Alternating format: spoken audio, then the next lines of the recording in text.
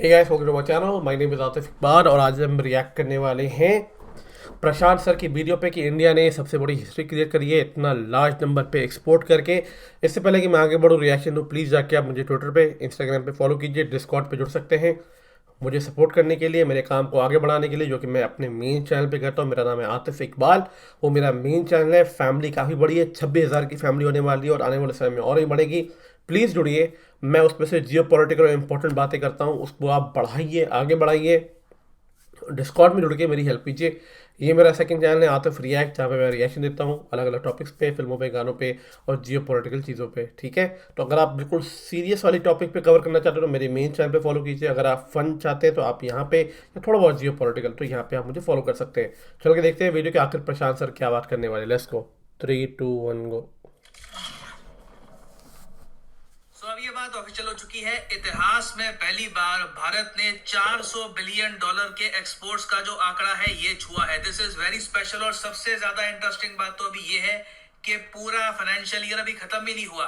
मार्च 31 को जो अभी फाइनेंशियल ईयर चल रहा है ये खत्म होगा, तो 9 दिन पहले ही हमने अचीव कर लिया है ये ऑब्जेक्टिव। यहां पर आप देख पाओगे पीएम मोदी की ट्वीट है, India set N ambitious target of 400 billion of goods exports and achieve this target for the first time ever. ये यहाँ पर कांग्रेचुलेट कर रहे हैं अपने किसानों को, वीवर्स को, जो छोटे मध्यम वर्ग की एंटरप्राइजेस हैं इनको, मैन्युफैक्चरर्स को, एक्सपोर्टर्स को। और बिल्कुल अपने आप पे ये बहुत ही स्पेशल है, क्योंकि यहाँ पे आपको समझना होगा पिछले साल हमारा जो टोटल एक्सपोर्ट्स था गुड्स का, माइंड यू हम यहाँ पर सर्विसेज का जो एक्सपोर्ट होता है, जो इन्फोसिस, टीसीएस, हमारी आईटी कंपनीज करती है, उनको काउंट नहीं कर रहे।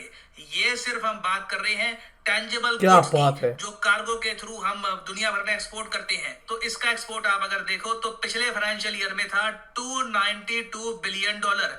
इसमें डैम 37% की उछाल आई है क्या और बात अब है। ये 400 बिलियन डॉलर तक पहुंच चुका है, 9 days ahead of the schedule. कोई बड़ी बात नहीं है कि 9 दिन में इसको हम 410, 430 के आसपास, 20 थोड़ा सा ऊपर रहेगा, 430 के आसपास भी पहुंचा दे, दैट वुड बी वंडरफुल। और अभी तो खैर हम अभी जो सर्विसेज के एक्सपोर्ट है उनको भी काउंट करें तो 250 बिलियन डॉलर्स के एक्सपोर्ट उम्मीद की जा रही है कि वहां से भी होंगे।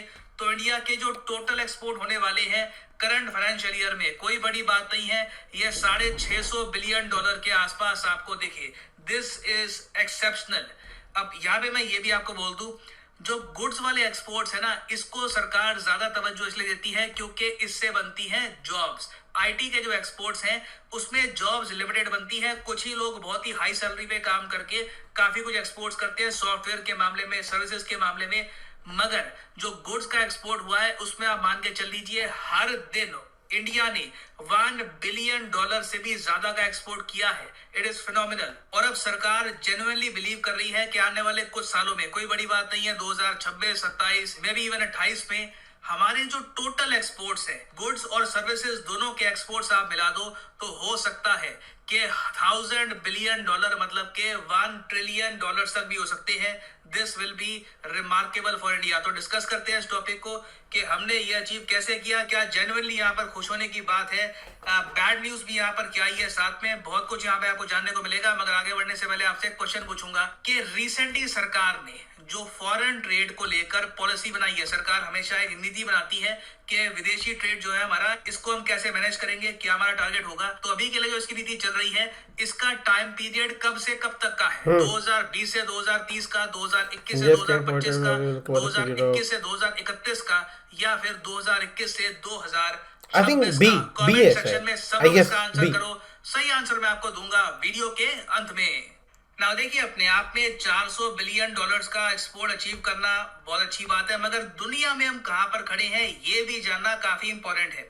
देखिए, टोटल जो हमारा एक्सपोर्ट्स है, मान के चल लीजिए अगर 650 बिलियन डॉलर्स के आसपास का होगा सर्विसेज के एक्सपोर्ट्स को मिलाकर भी, तो इसको आप अगर कंपेयर करोगे चाइना के टोटल एक्सपोर्ट्स से, तो 3.3 चाइना के ट्रिलियन टोटल एक्सपोर्ट्स रहे हैं 3.2 से लेकर 3.3 ट्रिलियन यूएस डॉलर्स तक। मतलब कि चाइना हमसे रफली आप कह लीजिए 5 से लेकर 6 गुना आगे है। तो चाइना दुनिया का सबसे बड़ा एक्सपोर्टर है। यूएस, फ्रांस, ऑस्ट्रेलिया, कोई भी कंट्री चाइना के आगे नहीं है। तो ये यहाँ पर बेंचमार्क है। इवेंचुअली हमारा टारगेट होना चाहिए कि चाइना से कंपीट करना है। और मेरा ये मानना है कि इन द फ्यूचर हम लोग एक्चुअली चाइना से काफी हद तक compete कर भी सकते हैं। इंडिया के एक्सपोर्ट भविष्य में बहुत ही तेजी से बढ़ेंगे। रीजन क्या है? हम लोग इस वक्त बहुत से देशों के साथ फ्री ट्रेड एग्रीमेंट की नेगोशिएशन कर रहे हैं और नेगोशिएशन बहुत कड़ी है। ये गवर्नमेंट इंश्योर कर रही है कि इंडिया को अपर हैंड मिले एक फ्री ट्रेड एग्रीमेंट में। एक बार को चाहे बातचीत में कई साल क्यों ना बीत जाए, पहले कोई छोटी ट्रेड डील हो, बाद में बड़ी ट्रेड डील हो, डज नॉट मैटर, जो भी फ्री ट्रेड एग्रीमेंट हर हर मोदी, घर घर मोदी होना चाहिए।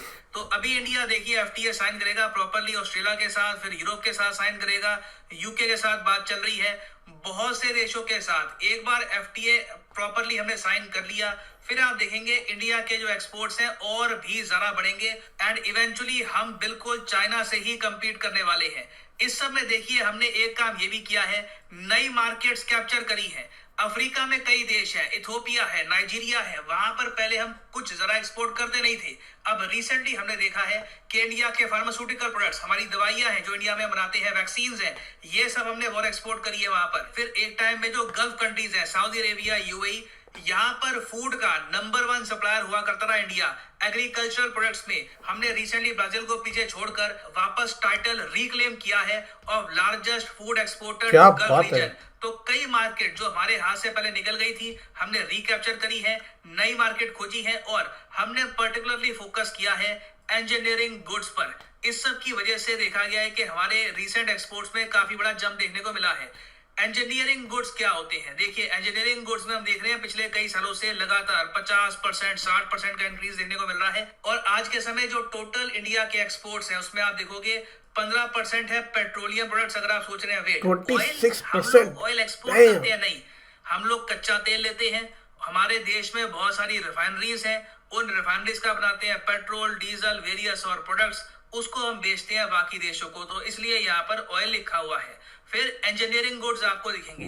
देखिए इंजीनियरिंग गुड्स ने अकेले टोटल हमारा कंट्रीब्यूशन दिया है $110 बिलियन का। इंजीनियरिंग गुड्स में बहुत सी चीजें आती हैं जैसे कि इंडस्ट्रियल मशीनरी हो गई, मेटल प्रोडक्ट्स हो गए, स्टील आता है, यहाँ पर एलॉयज आते हैं वेरियस टाइप के, ट्रांसपोर्ट इक्विपमेंट, मेडिकल डिवाइसेस, ये सब आता है इंजीनियरिंग गुड्स में। तो ये हमारा जो सेक्टर है बहुत ही ज्यादा तेजी से आगे बढ़ा है। और अब देखिए इन द फ्यूचर क्या होने वाला है, जो हमारा एग्री सेक्टर है ना, जिसका कंट्रीब्यूशन एक्सपोर्ट्स में भी 9% के आसपास है, इसमें बहुत ही बड़ा जंप आपको देखने को मिलेगा। क्योंकि जैसे मैंने प्रीवियस वीडियोस में आपको बताया है, वीट की दुनिया भर में कमी महसूस की जा रही है और बताया जा रहा है कि इंडिया बहुत ही बड़े स्केल पर दुनिया का अन्नदाता बन के उभरेगा। हम लोग एक्सपोर्ट करेंगे वीट दुनिया भर के देशों को। कोई बड़ी बात नहीं है कि पाकिस्तान भी इंडिया का वीट परचेज करे। अगर इनमें दिमाग कम होगा तो थर्ड पार्टी से लेंगे, मतलब कि पहले इंडिया ने वीट बेचा सऊदी अरेबिया को या फिर यूएई को, फिर पाकिस्तान यूएई से परचेज कर रहा है।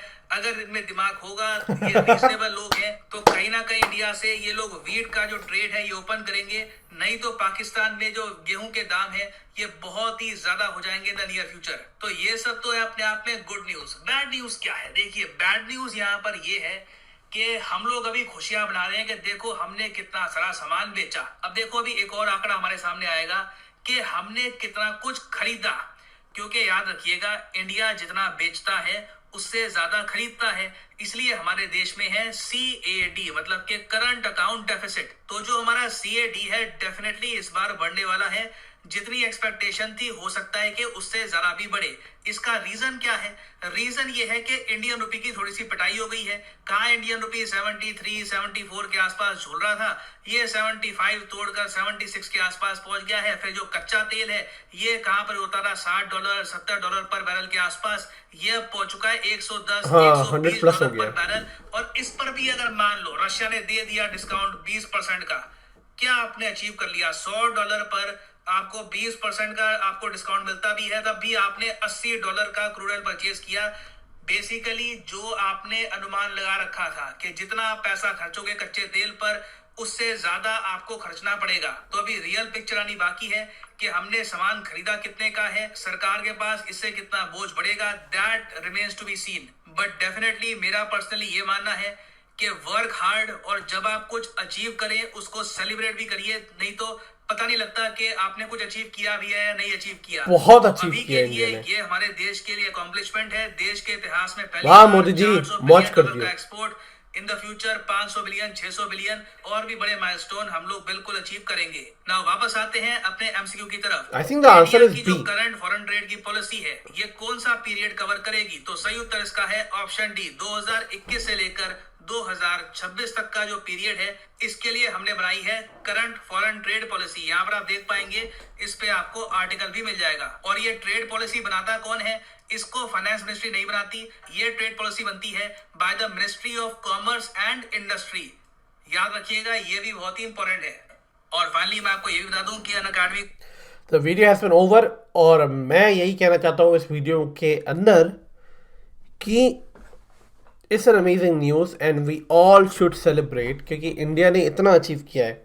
ये कभी कांग्रेस की सरकार में नहीं हो पाया, ये बाकियों की सरकार में नहीं हो पाया, और कांग्रेस कभी ऐसा कर भी नहीं सकते क्योंकि कांग्रेस तो अपीजमेंट में लगी रही थी। Anyway, one of the amazing news to be honest, BJP का एक न्यूज़ स्टार्टिंग में मैंने सुना था कि उत्तराखंड के अंदर यूसीसी लाने वाले हैं। अब ये सुना है कि इतना बड़ा एक्सपोर्ट किया। आई am very happy the way India is progressing. Nitin Gadkari road पे रोड बनाए जा रहे हैं, अमेजिंग, बहुत मजा आ रहा है डेवलपमेंट को देख के। पर जब मैंने चाइना का एक्सपोर्ट देखा 3 point something trillion dollar, I was very jaw dropped. I was like what. पर वही है कि चाइना आज से नहीं कर रहा है, चाइना काफ़ी सालों से कर रहा है और चाइना इसमें एक्सपर्ट है। आई थिंक चाइना को कंपटीशन देना थोड़ा सा टफ होगा, but I am pretty sure we will catch it, we will catch them very soon. और इंडिया जिस तरीके से चीज़ों को एक्सपोर्ट कर रहा है मुझे बहुत मज़ा आ रहा है। द रीज़न वाई इंडिया फालतू की चीज़ें एक्सपोर्ट नहीं कर रहा चाइना की तरह, खिलौना विलौना वै है, मतलब अनशंट चीज़ जिसकी वैल्यू ज़ीरो है, जिसकी वैल्यू उतनी नहीं है। इंडिया एक्सपोर्ट कर रहा है engineering goods, auto parts, pharmaceutical medicine. अगर आप पूरे वर्ल्ड को अपने फार्मेसी पर डिपेंडेंट कर दो, do you know how much money we can make? भाई, इंसान गाड़ी के बगैर रह सकता है, वीट के बगैर रह सकता है, पर दवाई के बगैर नहीं रह सकता। तो आई थिंक इंडिया जो चीज़ दे रहा है वो अपनी एक स्टैंडर्ड वैल्यू जनरेट करेगा। पाकिस्तान क्या देगा? तो अंडे शंडे कपड़ा उड़ा देगा। चाइना क्या देगा? खिलौने उन्होंने एक्सपोर्ट कर। इंडिया क्या दे रहा है? ऑटो पार्ट्स, इंजीनियरिंग गुड्स, ये सारी चीज़ें इंडिया का स्टैंडर्ड सेट करेगी ऊपर। तो बहुत अच्छा, I am very happy to see this news and I am pretty sure that we will one day will catch China and just throw them out of this that loophole. और India बहुत अच्छा कर रहा है। This is the thing that we need to give credit to BJP and those people who are literally working hard to make India even better.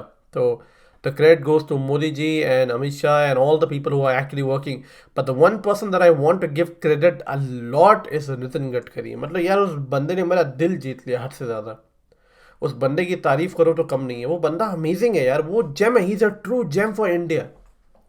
पूरे India को completely modernise road बना दिया भाई, इससे ज़्यादा और क्या मिलेगा? मुझे इतनी खबरें मिलती है रोड की, ट्रेन की, रोड की, मज़ा आ जा रहा सुन के। एनीवे, अगर आपको ये वीडियो अच्छी लगी तो जरूर कमेंट सेक्शन में बताना। मैं आपसे मिलता हूँ नेक्स्ट वीडियो में। तब तक के लिए टेक केयर, अपना ध्यान रखिए।